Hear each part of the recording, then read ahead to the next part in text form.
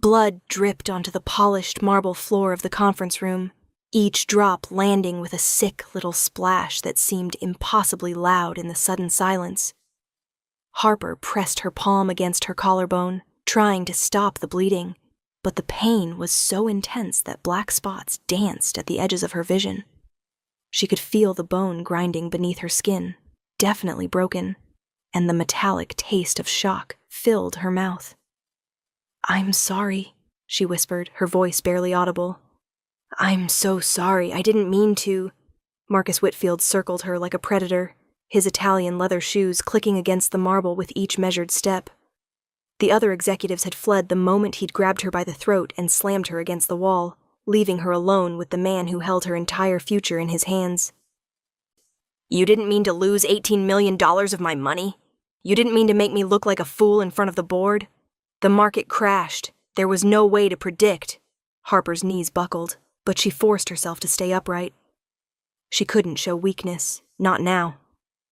The consulting contract she'd signed with Whitfield Industries was supposed to be her big break, the thing that would finally prove to her dead father that she'd made something of herself.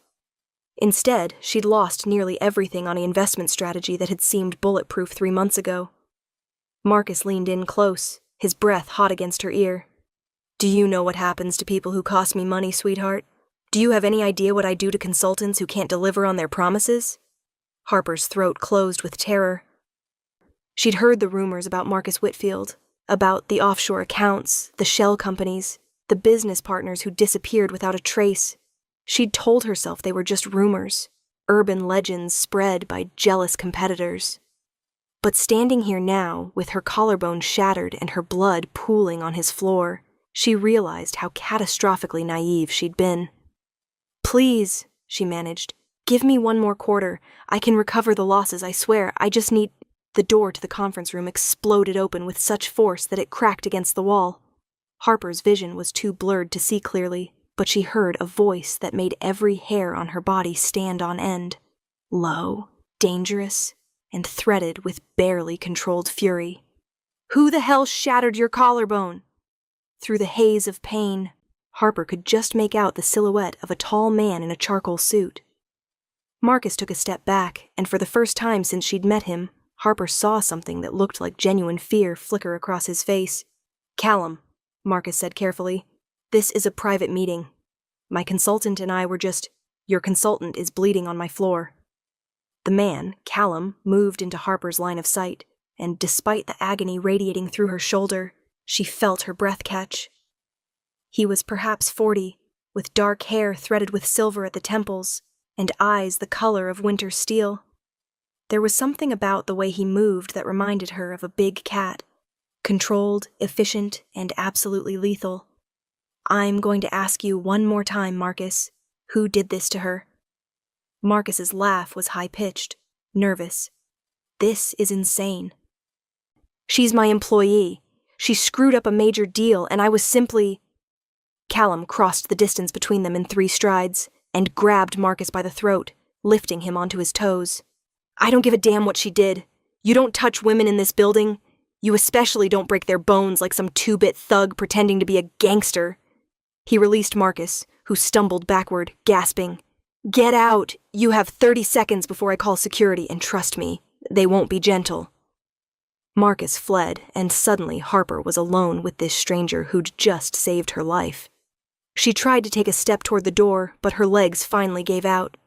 Strong arms caught her before she could hit the ground, and she found herself being lifted with surprising gentleness. "Easy," Callum murmured.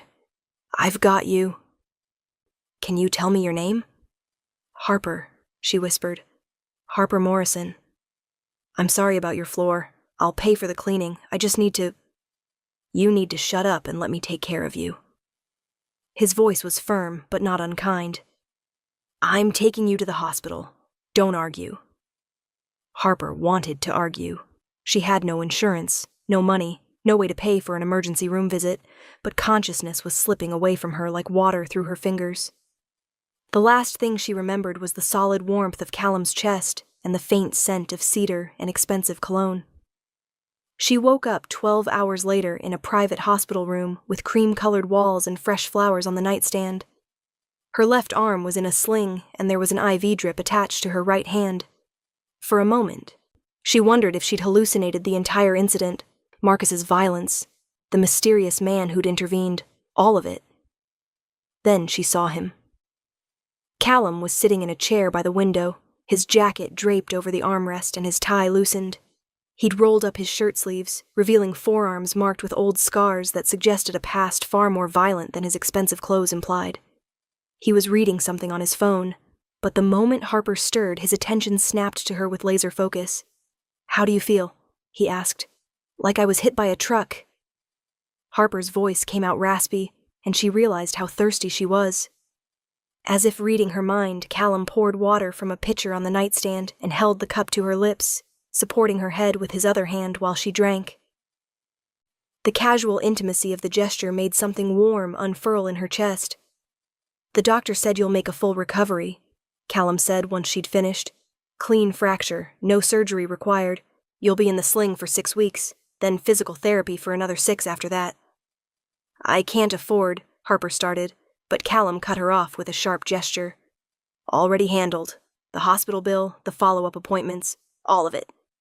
He leaned back in his chair, studying her with those unsettling gray eyes.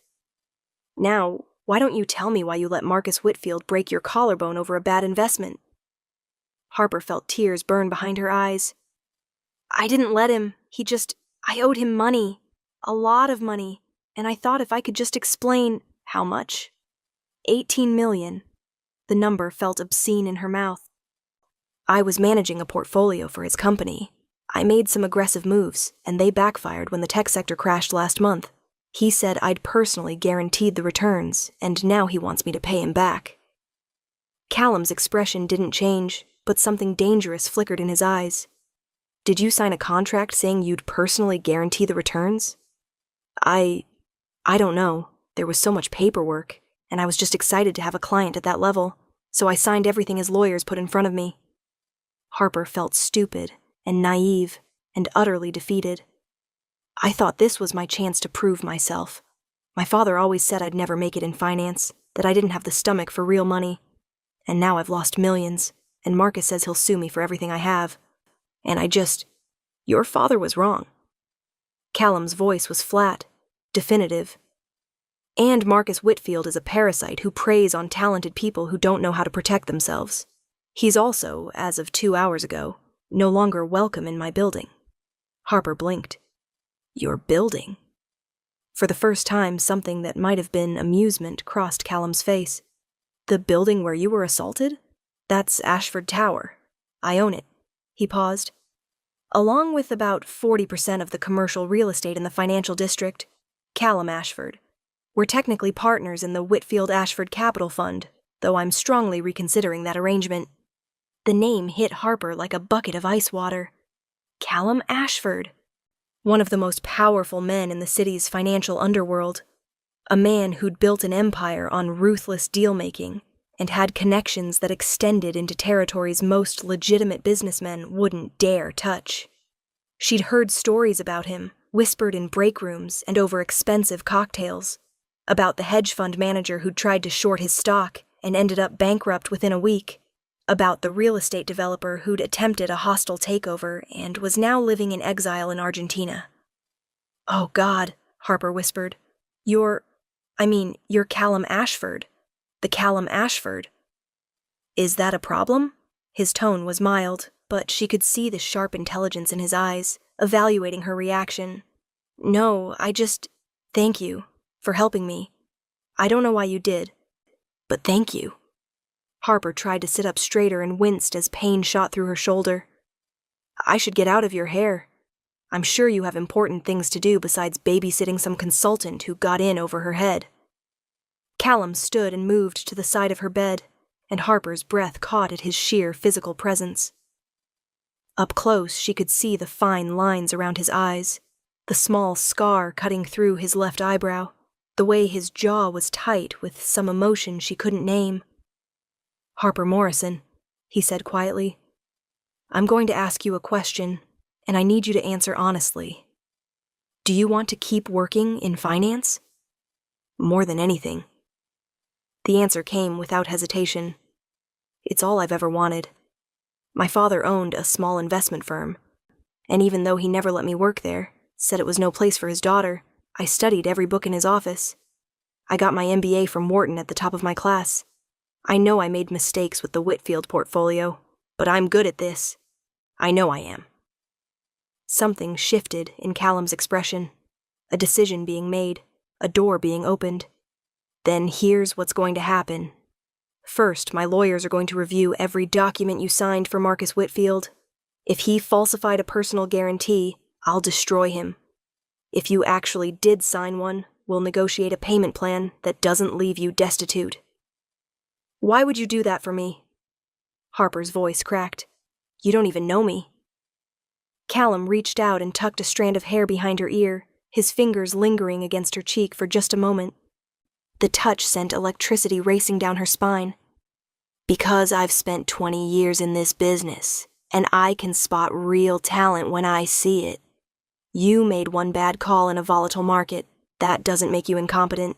It makes you human. Marcus Whitfield made his fortune by taking credit for other people's work and throwing them under the bus when things went wrong. I won't let him destroy someone with your potential. I can't pay you back, Harper said, hating how small her voice sounded.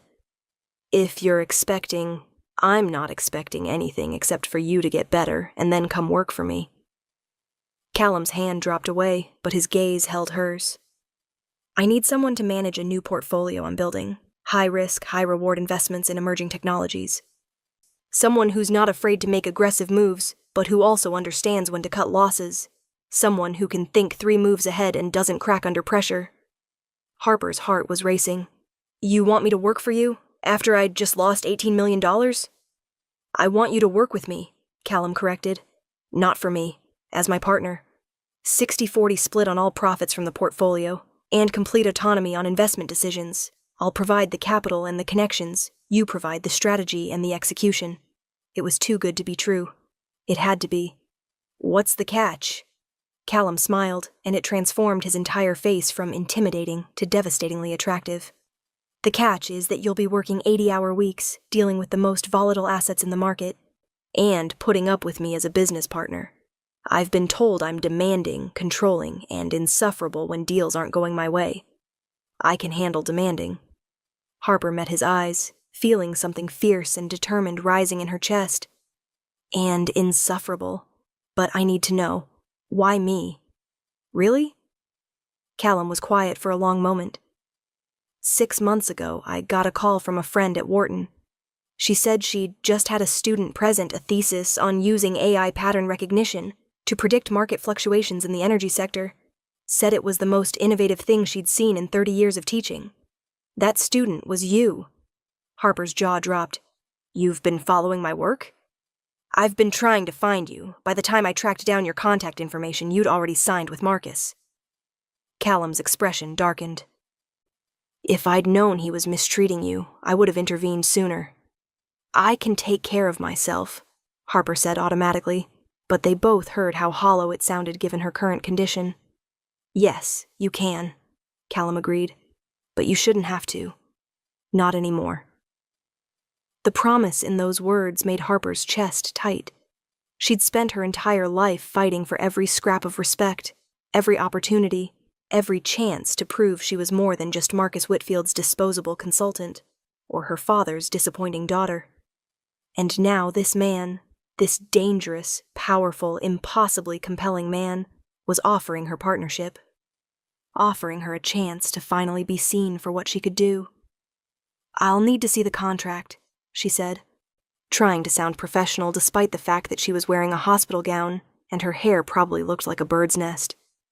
And I'll need assurances that this isn't some kind of arrangement. She hated how her voice wavered on the last word, but she had to be sure. She'd heard the stories about powerful men who helped young women in exchange for certain expectations. Callum's eyes flashed with something that might have been anger or might have been respect. If I wanted to sleep with you, Harper, I wouldn't use a business deal as leverage.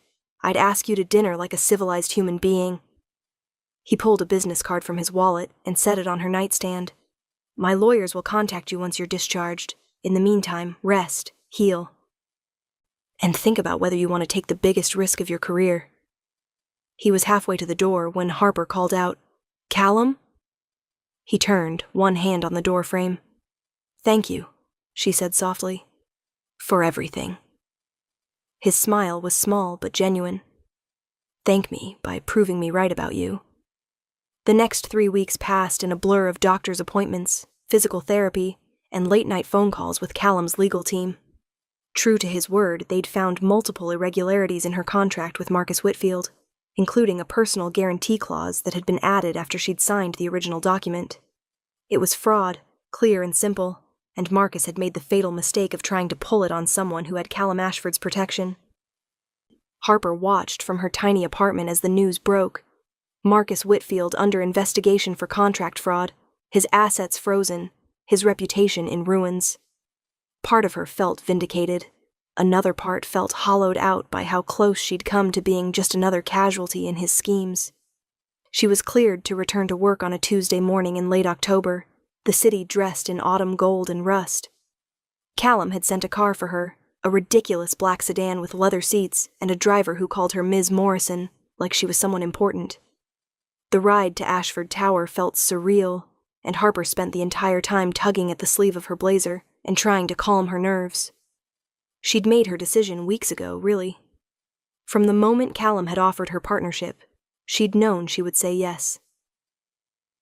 Not just because she was desperate for a chance to rebuild her career, but because something in his eyes had spoken to something in her. A recognition of ambition, of hunger, of the bone-deep need to prove yourself against a world that constantly underestimates you. The top floor of Ashford Tower was all glass and steel, with panoramic views of the city, and an open floor plan that somehow managed to feel both spacious and intimate. Callum's assistant, a sharp-eyed woman named Patricia, who looked like she could kill you with a letter opener, directed Harper to a corner office that overlooked the financial district. "Mr. Ashford will join you in a moment," Patricia said. "Coffee? Tea?" "Coffee, please. Black." Harper tried not to stare at her new office, the massive desk, the ergonomic chair, the bank of monitors already set up and displaying real-time market data. There was even a small sitting area with a leather couch and a view that probably cost more per square foot than her entire apartment. "Is this really mine?" she asked Patricia. The older woman's expression softened slightly. "Mr. Ashford doesn't do anything halfway. If he says you're his partner, he means it." She paused at the door. "Fair warning, he's going to push you harder than anyone you've ever worked with. But if you can keep up, there's no limit to what you can accomplish here." Harper was still absorbing that when Callum walked in. He looked even more intimidating in his own environment. Perfectly tailored navy suit, silver cufflinks catching the light, every inch the billionaire power broker. But when he saw Harper, his expression softened into something that made her pulse quicken. "You came," he said simply. "Did you think I wouldn't? I thought you might do the sensible thing and run as far from this world as possible after what Marcus did to you." Callum moved to the window, his hands in his pockets. "I wouldn't have blamed you." Harper joined him at the window, careful to maintain a professional distance, even though part of her wanted to move closer. "I'm not sensible. If I were, I never would have gotten into finance in the first place."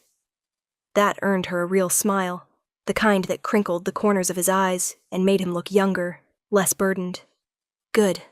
I have enough sensible people working for me. What I need is someone who's willing to take calculated risks." They spent the next 4 hours going over the portfolio Callum wanted her to manage. $60 million in seed capital to invest in companies developing quantum computing, advanced AI, and renewable energy technologies. It was exactly the kind of high-wire act Harper had dreamed about. Enormous potential, massive risk, and the chance to be on the cutting edge of the next technological revolution. "These are all long-term plays," Harper said, studying the list of potential investments Callum had compiled. "Some of them might not pay off for 5 or 10 years. I know. That's why I need someone who can see the big picture and isn't chasing quarterly returns." Callum leaned back in his chair, watching her with that unnerving intensity. "What do you think?" Harper looked up from the documents, her mind already racing through possibilities. "I think it's brilliant. Risky as hell, but brilliant. If even 3 of these companies hit, we're looking at returns in the billions. And if they all fail, then we'll have lost $60 million and gained invaluable experience in an emerging market. Harper surprised herself with the steadiness in her voice. A month ago, the thought of managing this much money would have terrified her. Now she felt ready. I want to start with the quantum computing startup in Cambridge. Their lead researcher just published a paper that suggests they're 2 years ahead of everyone else in the field. Callum's smile was slow and approving. I was hoping you'd say that. I've already arranged a meeting with their CEO for tomorrow. How do you feel about a road trip to Massachusetts? The next 6 months were the most intense, exhausting, exhilarating period of Harper's life. She and Callum fell into a rhythm. Early morning meetings over coffee in his office, long days spent analyzing potential investments and negotiating terms with startup founders, late nights reviewing performance metrics and adjusting strategy. They traveled constantly, Boston, San Francisco, Seattle, Austin, always chasing the next breakthrough technology, the next brilliant founder, the next opportunity to be part of something transformative. And through it all, Harper felt herself changing. The woman who'd cowered in front of Marcus Whitfield seemed like a stranger now. In her place was someone harder, sharper, more confident, someone who could walk into a room full of venture capitalists and command respect, who could spot a bad deal from a mile away, who could hold her own in negotiations with CEOs 3 times her age. But it wasn't just professional growth. Something else was happening between her and Callum, something neither of them was willing to name, but that hummed in the air whenever they were together. The way his hand would linger on her lower back when guiding her through a crowded room. The way her breath would catch when he leaned close to point out something on her computer screen. The way they'd find excuses to work late, long after everyone else had gone home, just to have those quiet hours together. Harper told herself it was inappropriate. He was her business partner, her mentor in many ways. And getting involved with him would be a catastrophic mistake. But God, it was getting harder to remember those sensible arguments when he looked at her like she was the only person in the world who mattered. The breaking point came in March at a tech conference in San Francisco. They'd just closed a deal with a renewable energy company that had the potential to revolutionize solar panel efficiency, and Callum had suggested celebrating with drinks at the hotel bar. It was late, past midnight, and Harper was riding the high of successful negotiations and too much champagne. We did it, she said, grinning at Callum across their small table in a corner of the bar. That CEO tried to push us down to a 20% stake, and you completely demolished his arguments. It was beautiful. Callum's eyes were warm in the dim light. You're the one who spotted the flaw in their projections. If you hadn't caught that discrepancy in their third-quarter estimates, we would have overpaid by millions. We make a good team. Harper raised her glass. To partnership. To partnership, Callum echoed, but he didn't drink. Instead, he set his glass down and reached across the table, taking her hand in his. His thumb traced circles on her palm, and Harper felt heat pool low in her stomach. Callum, she whispered, we probably shouldn't. I know. His voice was rough. Trust me, I know all the reasons why this is a bad idea. You work for me. With you, Harper corrected. With me, he agreed. And mixing business with personal feelings is asking for disaster. But, Harper, I can't stop thinking about you. Every time you walk into a room, every time you challenge me on an investment strategy, every time you smile at me like I've just handed you the world, I fall a little harder. Harper's heart was pounding so hard, she thought it might break through her ribs. How long have you felt this way? Since I saw you bleeding on my conference room floor and thought I might kill Marcus Whitfield with my bare hands. Callum's grip on her hand tightened. Maybe even before that. Maybe since I read your thesis and realized you saw patterns in the market that no one else could see. That's a terrible basis for a relationship, Harper said, but she was smiling. Intellectual attraction and a white knight complex? It's not a white knight complex if you saved yourself. I just provided the resources. Callum stood and pulled her to her feet. And suddenly they were so close that Harper could feel the heat radiating from his body. Tell me to stop, Tell me this is a bad idea, and we'll go back to being business partners and nothing more." Harper looked up at him, at this powerful, dangerous, brilliant man who'd given her back her confidence and her future, and made her choice. She rose on her toes and kissed him. Callum's response was immediate and overwhelming. His arms came around her, pulling her flush against him, and the kiss deepened into something hungry and desperate. Harper fisted her hands in his shirt, kissing him back with 6 months of pent-up longing, and felt his groan vibrate through her chest. When they finally broke apart, both breathing hard, Callum rested his forehead against hers. "My room or yours?" "Yours," Harper said. "Mine's a mess." They barely made it through the door before they were kissing again, stumbling toward the bed, hands fumbling with buttons and zippers. Harper knew they were crossing a line they couldn't uncross, but she didn't care. For once in her life, she was choosing something just because she wanted it, not because it was safe or sensible or strategically sound. And God, she wanted him. They made love with an urgency that bordered on desperation, like they were both trying to make up for months of restraint in a single night. Afterward, Harper lay in Callum's arms, her head on his chest, listening to his heartbeat slow to normal. "This changes everything," she said softly. "Does it?" Callum's fingers traced patterns on her bare shoulder. "We're still partners. We still want the same things professionally. The only difference is that now I get to do this." He tilted her chin up and kissed her, slow and deep. "And this." Another kiss, this one on her temple, "and tell you that you're the most extraordinary woman I've ever met." Harper felt tears prick her eyes. "I'm going to disappoint you eventually. I'm going to make bad calls, lose money, screw up. And I'll be right there beside you, figuring out how to fix it." Callum's voice was firm. "Harper, I didn't offer you partnership because I thought you were infallible. I offered it because I saw someone who had the courage to take risks and the intelligence to learn from mistakes. That hasn't changed. What if people think I only got this position because I'm sleeping with you?" The fear had been lurking at the back of Harper's mind since the moment they'd kissed. Callum's expression hardened. "Then those people don't know you or your work. You've closed 7 major deals in 6 months, and the portfolio is already up 43%. Anyone who looks at the numbers knows exactly how you earned your position."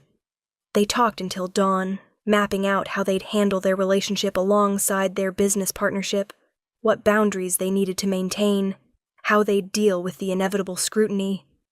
It should have felt clinical, negotiating the terms of their personal lives like a business contract.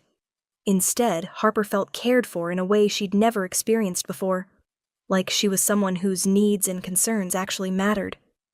When she finally fell asleep in Callum's arms, Harper dreamed of quantum computers and solar panels and a future that glittered with possibility. The next 8 months were a whirlwind. The portfolio exceeded every projection, with 3 of their early investments going public and generating returns that made headlines in the financial press. Harper's reputation grew from Callum Ashford's partner to the woman behind the Ashford quantum play to simply Morrison, said with respect by people who'd once dismissed her as Marcus Whitfield's disposable consultant. But it wasn't the professional success that sustained her through the 18-hour days and constant travel. It was Callum. The way he'd bring her coffee exactly how she liked it during late-night work sessions. The way he'd defend her decisions in board meetings even when he privately disagreed with them, then later challenge her to explain her reasoning until she either convinced him or revised her strategy. The way he'd hold her at night and tell her about his past, the poverty he'd grown up in, the deals that had almost destroyed him, the lessons he'd learned about loyalty and betrayal in a world that rewarded neither. They kept their relationship private, not because they were ashamed, but because it was theirs. Something precious that didn't need to be displayed or defended or explained to anyone who didn't matter. Until the night everything changed. It was a Friday in November, almost exactly a year after Harper had first walked into Ashford Tower. They were hosting a gala to celebrate the portfolio's success, 200 guests, including every major player in the tech investment world.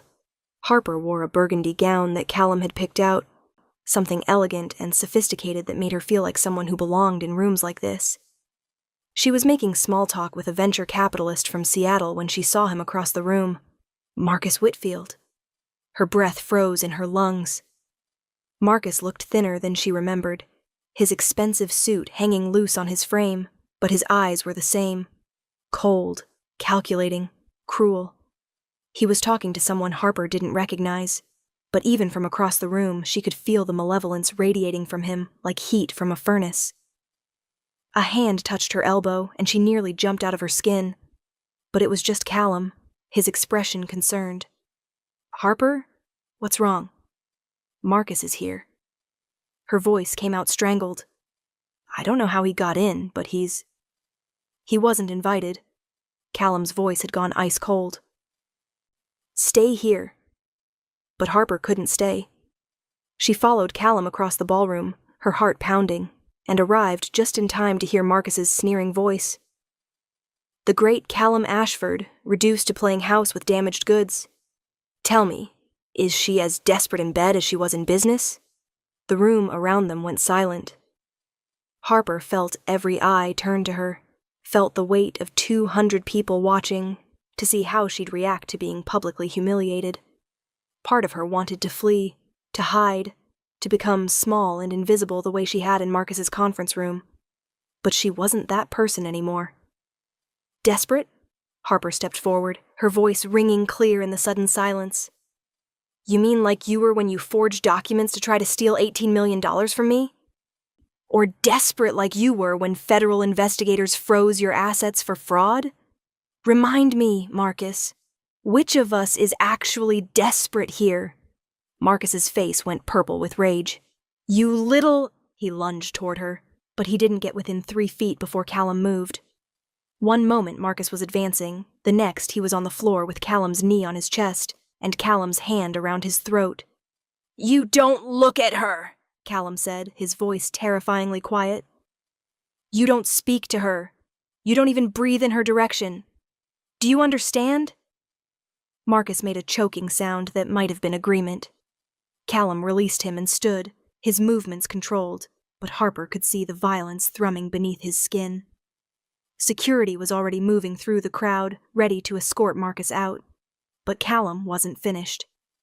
He turned to face the room, and when he spoke, his voice carried to every corner of the ballroom. "Let me make something very clear to all of you. Harper Morrison is not my employee. She's not my protégé. She's my partner in every sense of the word, professionally and personally. She's brilliant, ruthless when she needs to be, and has a gift for seeing opportunities that the rest of us miss." He reached for Harper's hand, lacing their fingers together. "She's also the woman I love and intend to marry, assuming she'll have me." The room erupted. Harper heard gasps, excited whispers, even a few cheers. But all she could focus on was Callum, standing in front of 200 witnesses, and publicly claiming her as his. "That's a hell of a proposal," she managed, her voice shaking. Callum's smile was crooked, vulnerable in a way she'd rarely seen. "You deserve better. Candlelight, roses, a properly romantic speech." He pulled a small velvet box from his pocket. He'd planned this, Harper realized with shock, and dropped to one knee. "Harper Morrison, you crashed into my life covered in blood and fury, and you've made every day since then an adventure. You challenge me, inspire me, and make me want to be worthy of you. Will you marry me?" Harper looked down at him. This powerful man kneeling in front of her while the elite of the financial world watched, and felt something break open in her chest. All her life, she'd been fighting for scraps of respect, for permission to take up space, for the right to be taken seriously. And here was Callum offering her not just respect, but partnership. Not just space, but a place at his side. Not just seriousness, but love. "Yes," she whispered. Then, louder, "Yes. Obviously, yes." The applause was deafening as Callum slid a diamond ring onto her finger and stood, pulling her into a kiss that made it very clear they were not just business partners. When they finally broke apart, Harper was laughing and crying at the same time. "You're insane," she told him. "You just proposed to me in front of everyone we know." "I wanted there to be no doubt," Callum said. "No questions about whether you earned your position or whether I see you as my equal. The answer to both is yes." He cupped her face in his hands. "You saved yourself, Harper. I just provided the resources. Never forget that." Across the room, security was escorting Marcus Whitfield out. Harper watched him go and felt nothing. No fear, no anger. Just a bone-deep satisfaction that she'd survived his attempt to break her and come out stronger. "What happens now?" she asked Callum. He smiled and pressed a kiss to her temple. "Now we build an empire together. And anyone who underestimates you will learn the same lesson Marcus did, that you're not someone to be crossed. Is that a threat? It's a promise." Callum's arms came around her, and Harper leaned into his warmth. "I protect what's mine. And you, Harper Morrison, are mine just as surely as I'm yours." Harper tilted her head back to look at him. 50-50 partnership. "In everything," Callum agreed. "Always." They were married 3 months later in a private ceremony with only their closest friends and family. Harper wore white, Callum wore gray, and Patricia cried during the vows. The portfolio hit $1 billion in assets under management on their honeymoon. Harper's father sent a terse congratulations card that she threw away without reading, because she'd learned something important over the past year. She didn't need her father's approval, or Marcus Whitfield's permission, or anyone else's validation.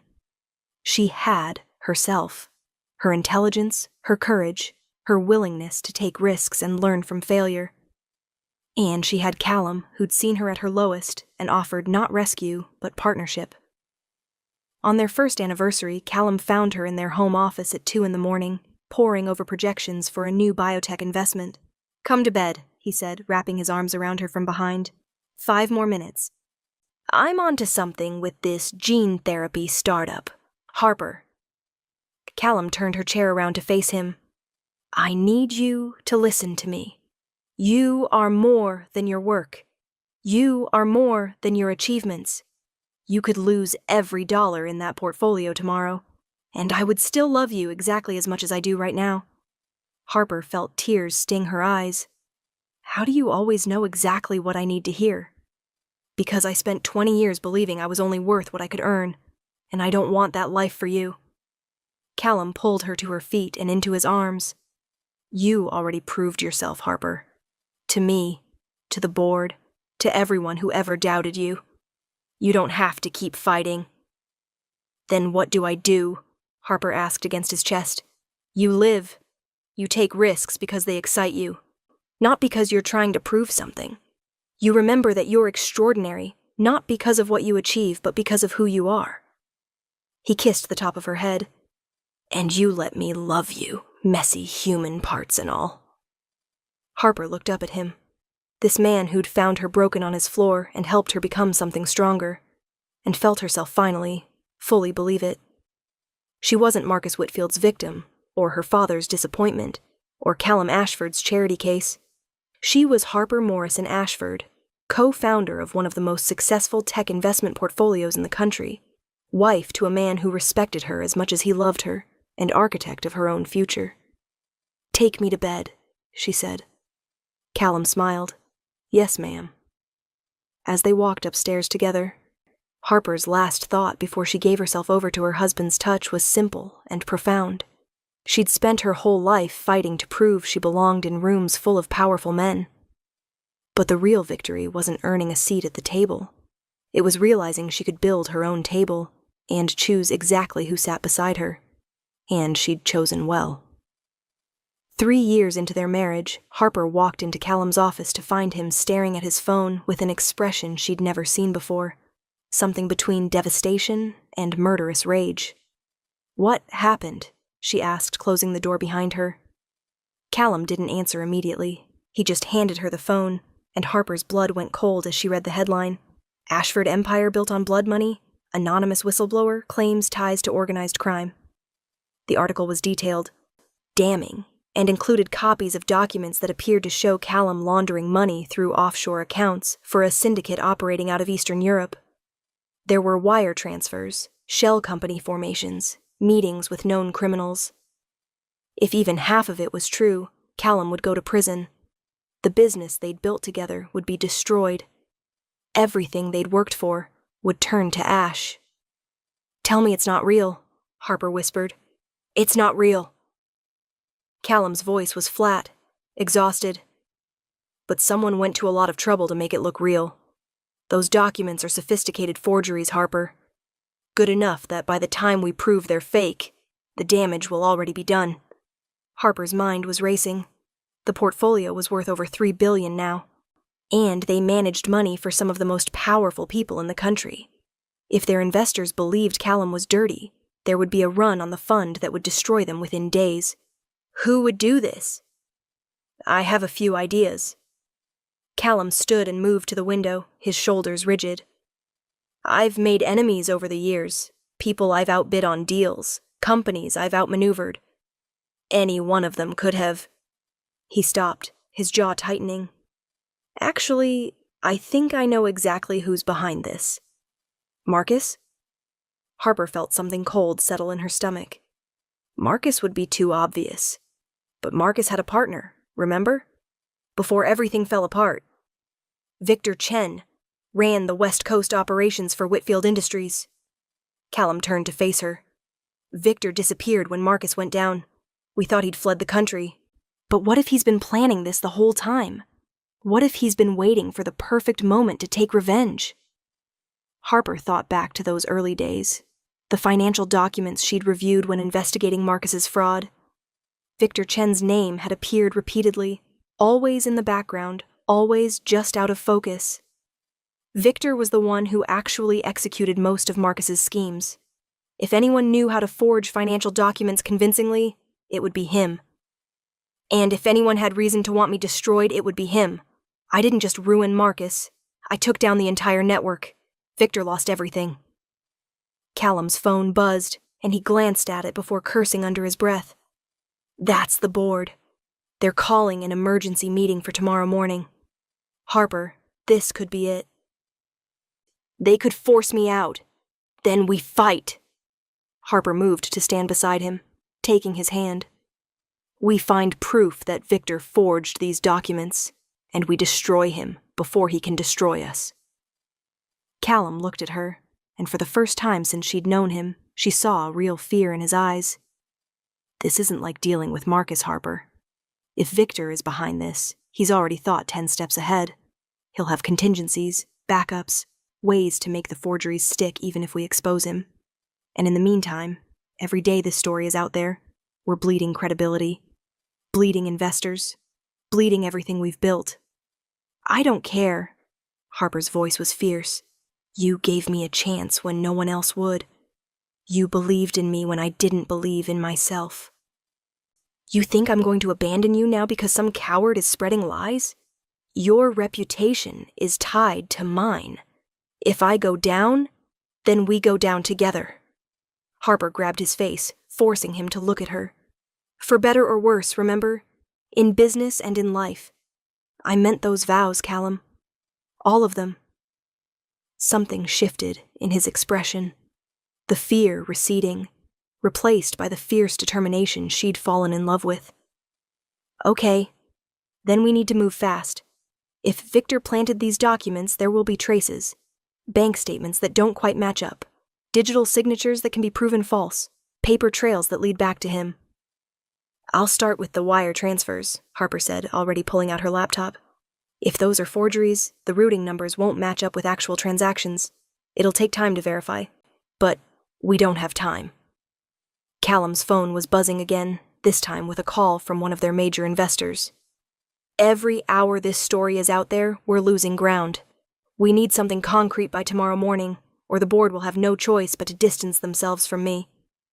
Harper looked at her husband, this man who'd faced down criminals and corporate raiders without flinching, and saw him truly afraid for the first time. Not for himself, she realized, but for her. For what she'd lose if his reputation was destroyed. Then we don't sleep tonight, Harper said firmly. We find Victor Chen. We prove he's behind this, and we make him regret ever coming after our family." They worked through the night, Harper at her computer tracing financial documents while Callum made calls to every contact he had in the intelligence community. By 3 a.m, Harper had found the first crack in Victor's facade, a wire transfer that supposedly came from Callum's account, but had been processed 3 minutes before the account was even opened. A small discrepancy, easily missed, but proof that someone had made a mistake in creating the forgeries. By 5 a.m, they had proof of 6 more forged documents, each with tiny inconsistencies that revealed they couldn't possibly be authentic. But it wasn't enough. They needed to connect the forgeries directly to Victor, and so far he'd covered his tracks too well. "We're missing something," Harper said, staring at the screen until her eyes burned. "There has to be a pattern, something that connects all of these forgeries. The timestamps." Callum leaned over her shoulder, pointing at the metadata. "Look at when each document was supposedly created. They're all exactly 30 days apart, down to the minute. Real financial documents wouldn't have that kind of artificial pattern." Harper's heart leaped. "Which means they were all generated by the same software, probably using a template. If we can identify the software, we can trace it back to whoever purchased it." Callum was already on his phone, calling someone Harper didn't recognize. "Marcus, I know we're not friends, but I need information, and I need it now. Victor Chen, where is he?"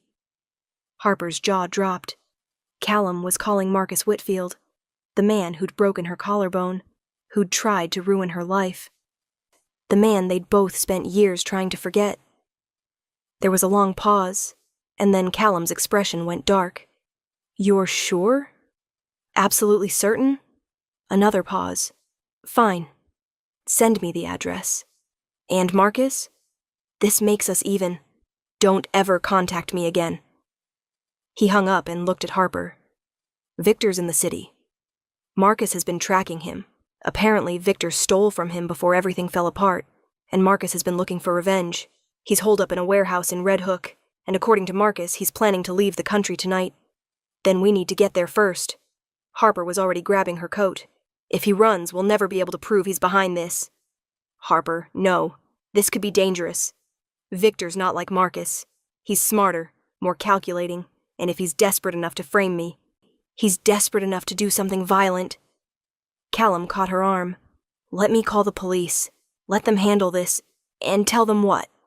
That we think someone forged documents but we can't prove it yet? That we're chasing a man across the city based on information from a known criminal?" Harper shook her head. "We need solid evidence, Callum. Something undeniable. And the only way to get that is to confront Victor directly." They argued for another 3 minutes, but Harper refused to budge. Finally, Callum gave in with the condition that they bring security. 2 former military contractors who'd worked for him for years and knew how to handle dangerous situations. The drive to Red Hook took 45 minutes through early morning traffic. Harper spent the entire time on her laptop, pulling together every piece of evidence they'd found, building a case that would hold up in court. Her hands were shaking, from exhaustion, from fear, from the sheer audacity of what they were about to do, but she forced herself to stay focused. The warehouse was exactly what she'd expected. Abandoned, decrepit, windows boarded up and graffiti covering the walls. Callum's security team went in first, moving with military precision, and returned 2 minutes later with a thin man in an expensive suit who was fighting their grip and screaming threats. Victor Chen looked nothing like Harper had imagined. She'd pictured someone like Marcus, big, intimidating, physically threatening. Instead, Victor was slight, almost delicate, with wire-rimmed glasses and the kind of face that would disappear in a crowd. But his eyes were filled with hatred so pure, it made Harper take an involuntary step back. "You destroyed everything," Victor spat at Callum. "My business, my reputation, my life. Did you think I'd just accept that? That I'd let you walk away while I lost everything?" "You lost everything because you were helping Marcus Whitfield commit fraud," Callum said coldly. "Don't pretend you're the victim here." "I was building something, an empire that would have rivaled yours." Victor's voice cracked. "But you couldn't stand the competition, could you? You had to tear it all down, had to prove you were the biggest predator in the jungle. You broke my wife's collarbone." Callum's voice dropped to something dangerous. You were Marcus's partner when he assaulted her, when he tried to steal from her, when he tried to destroy her career. You think I was going to let that stand? Victor's laugh was bitter. Your wife, the precious Harper Morrison, who thinks she earned her position through talent instead of sleeping with the boss. How does it feel, Harper, knowing that everyone in the industry sees you as nothing more than Callum Ashford's pretty plaything? Harper stepped forward before Callum could react. How does it feel, knowing that the pretty plaything just traced every single forgery you created back to software you purchased using a shell company registered in your mother's maiden name? She held up her laptop, showing him the evidence she'd compiled. You made a mistake, Victor. You used the same template for all the documents, and you got sloppy with the timestamps. We can prove every single document you planted is a fake. The color drained from Victor's face. You're bluffing. I don't bluff. Harper's voice was ice. I have bank records, purchase orders, IP addresses showing exactly where and when each document was created. I have proof that you've been surveilling Callum for months, gathering information to make your forgeries more convincing. I have emails from you to Marcus discussing revenge. And I have a federal prosecutor on speed dial who would love to add conspiracy and fraud to your existing list of crimes. Victor lunged at her, but Callum caught him before he could get close, slamming him against the warehouse wall with enough force to knock the breath from his lungs. Don't, Callum said softly. Don't even think about touching her. You've already lost, Harper continued, her voice steady despite the adrenaline coursing through her. By tomorrow morning, every news outlet that published your story will be running corrections. By tomorrow afternoon, you'll be in federal custody. And by tomorrow evening, everyone will know exactly what kind of man you are, a coward who hides behind forgeries because he doesn't have the talent to compete legitimately. Victor sagged in Callum's grip, the fight going out of him. I had nothing left, he whispered. You took everything from me. No, Harper said. You took everything from yourself when you chose to work with Marcus Whitfield. When you chose fraud over integrity. When you chose revenge over rebuilding. Those were your choices, Victor. Own them. The police arrived 10 minutes later, alerted by Callum's security team. Victor was arrested on charges of forgery, fraud, and conspiracy, and Harper personally delivered every piece of evidence they'd gathered to the lead detective. By the time she and Callum made it to the emergency board meeting at 9 that morning, exhausted, wrung out, but triumphant, the news was already breaking. Victor Chen arrested, documents proven false, Ashford Fund cleared of all allegations. The board meeting lasted 3 hours. Harper presented their evidence, walked them through every detail of how they'd uncovered the forgery, and answered questions with a precision that left no room for doubt. When it was over, the board voted unanimously to not only keep Callum as managing partner, but to formally recognize Harper as co-equal partner in all aspects of the business. You saved us, the board chair said to Harper as they filed out. Without your analysis, we never would have found the forgeries in time. Harper glanced at Callum, who was watching her with open pride. We saved each other, she corrected. That's what partners do. They didn't make it home until that evening, collapsing onto their couch with a bottle of wine and the kind of exhaustion that comes from surviving something that should have destroyed you. Harper kicked off her heels and curled into Callum's side, feeling his heartbeat steady and strong beneath her cheek. I thought we were finished, Callum admitted quietly. When I saw those documents this morning, I thought this was it. Everything we'd built, gone. But it wasn't, Harper said. Because we didn't give up. Because we fought for what we'd earned. Callum shifted so he could look at her, his hand coming up to cup her face. Do you remember what you said to me that first night in the hospital, when I offered you partnership? I said I needed to see the contract. Before that, you said you could handle demanding and insufferable. Callum's smile was soft, tired, and full of love. You were wrong, Harper. You don't just handle it. You match it. You exceed it. You're the strongest, most brilliant person I've ever known, and I am so profoundly grateful that you chose to build this life with me. Harper felt tears burn behind her eyes. I chose you because you saw me when everyone else looked through me. Because you gave me a chance when no one else would. Because you made me believe I was worth more than my worst mistakes. You were always worth everything, Callum said. I just made sure you knew it. They sat there in the fading light, two people who'd found each other in crisis and built something unshakable from the ruins. Harper thought about the woman she'd been 3 years ago, broken, bleeding, convinced her life was over. And she thought about the woman she was now, partner in a billion-dollar fund, wife to a man who respected her as fiercely as he loved her, architect of her own destiny. What do we do now? She asked. Callum pulled her closer, pressing a kiss to her forehead. Now? We keep building.